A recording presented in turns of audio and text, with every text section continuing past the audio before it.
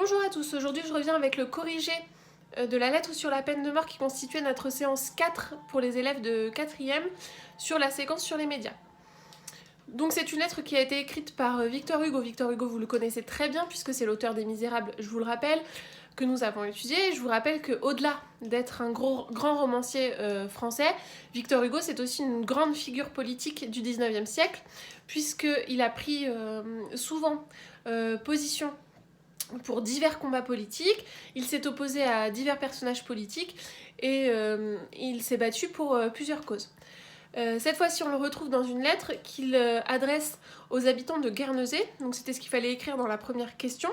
Les habitants de Guernesey, ce sont les habitants de l'île sur laquelle il s'est exilé, et il leur parle cette fois-ci de la peine de mort, en essayant de les convaincre d'abolir la peine de mort, tout simplement.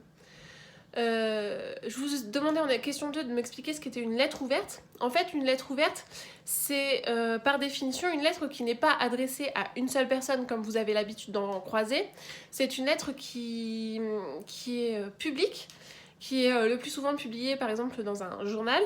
Et le but de ces lettres, c'est d'être lues par un maximum de personnes. Je vous demandais comment l'auteur se présentait dans les premières lignes du texte. Alors il fallait relever la phrase de la ligne 3, c'est un proscrit qui vient à vous. Et le terme proscrit désigne une personne qui a été bannie. Donc là, Victor Hugo, comme je vous l'explique, il s'est exilé sur l'île de Guernesey à cause de ses prises de position politiques envers Napoléon III. Et donc effectivement, Victor Hugo, il s'est opposé longtemps à Napoléon III, ce qui lui a valu de s'exiler, et ce qui explique le fait qu'il écrive ce texte de là-bas. Je vous demandais ensuite si Victor Hugo critiquait la justice de Guernesey, et je vois que c'est la question qui vous a le plus posé problème, parce que c'était finalement la question qui demandait le plus de finesse dans la lecture du texte, tout simplement parce que il fallait bien remarquer que, certes, il explique aux habitants de Guernesey qu'ils doivent absolument abolir cette peine de mort, mais dans le même temps, il reconnaît à la justice de cette île des qualités incroyables. C'est-à-dire qu'il écrit que l'homme dont il parle dans ce texte a été jugé avec une impartialité et un scrupule qui honore votre libre et intègre magistrature.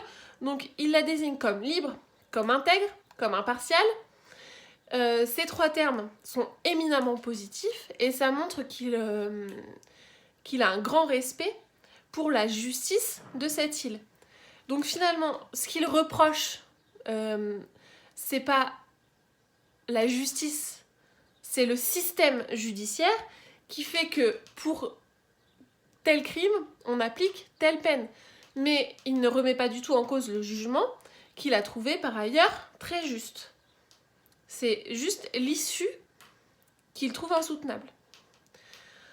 Par la suite, je vous demandais de délimiter les différentes parties du texte. Je vous ai aidé en vous donnant déjà les noms des parties. Donc il ne vous restait qu'à trouver les lignes. Alors, le rappel des faits, on le trouvait de la ligne 7 à la ligne 11. Donc c'est là où il nous dit de quel homme il parle, ce qui s'est passé, pourquoi il a été arrêté. Ensuite, le jugement, c'était les lignes 12 à 18. Il ne fallait pas aller au-delà parce qu'il n'expliquait ce qui s'était passé durant le jugement que dans ces lignes-là. Ensuite, des lignes 26 à 56, on avait le plaidoyer d'Hugo. Donc c'est un texte assez long dans lequel il donne tous ses arguments contre la peine de mort aux habitants de Guernesey. Et vous remarquez que je n'ai pas cité toutes les lignes, tout simplement parce qu'il fallait répondre à la dernière question de la question 5. À quoi servent les lignes qui précèdent et qui suivent ces 3 grandes parties? Tout simplement, elles servent à Victor Hugo à commenter ce qu'il vient d'expliquer. C'est-à-dire qu'il rappelle les faits, puis il commente. Il rappelle le jugement, puis il commente, il donne son avis. Enfin, je vous demandais en question 6 les différents arguments de Victor Hugo contre la peine de mort. Alors là, j'ai trouvé que certains d'entre vous n'avaient pas fait le travail sérieusement.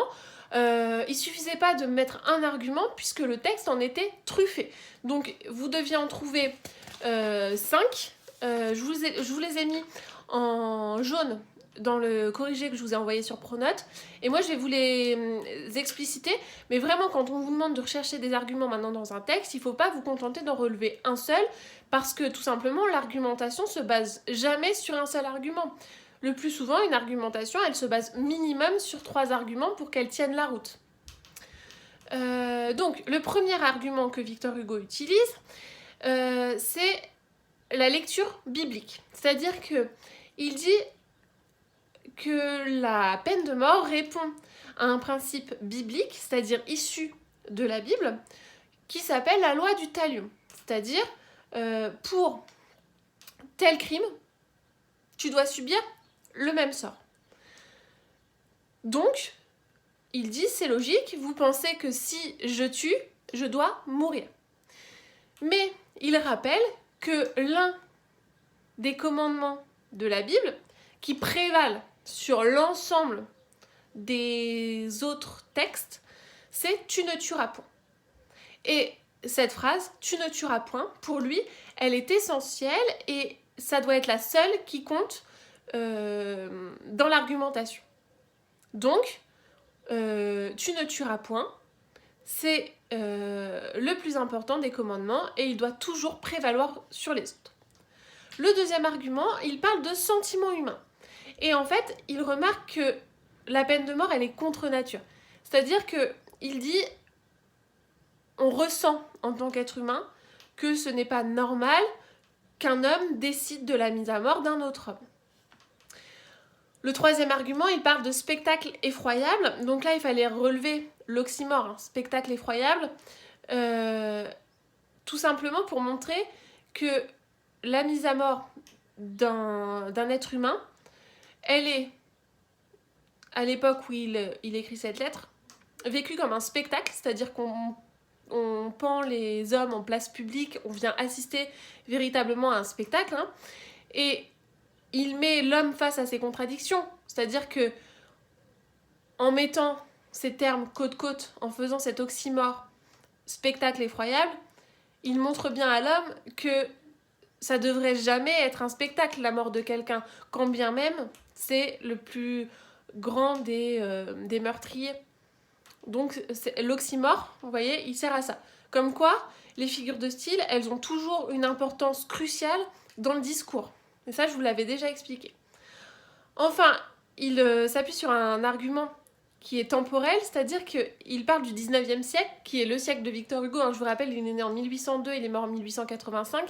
Il a vraiment marqué tout le 19e siècle.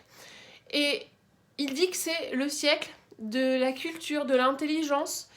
Et donc, il explique que c'est absolument illogique que la peine de mort coexiste dans ce monde qui est en plein renouveau et qui met en avant la raison.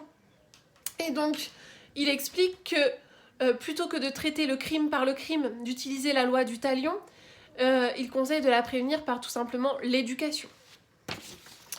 Le dernier argument, c'est un argument très efficace, c'est le plus efficace, on le met toujours à la fin, c'est-à-dire qu'il remarque que plusieurs innocents ont été tués par la peine de mort, tout simplement parce que la justice, bien que le plus souvent elle soit impartiale, juste, etc., il arrive qu'elle commette des erreurs, elle n'est pas à l'abri de commettre une erreur, et donc la peine de mort est tout simplement inadaptée à la justice, puisque si la justice est faillible, c'est-à-dire si elle est capable de commettre une erreur, ce qui est le cas, on ne peut pas appliquer la peine de mort, puisque la peine de mort est un système qui empêche totalement de revenir en arrière. C'est-à-dire que si vous mettez quelqu'un en prison, vous pouvez toujours lui dire « on s'est trompé, tu peux sortir de prison ».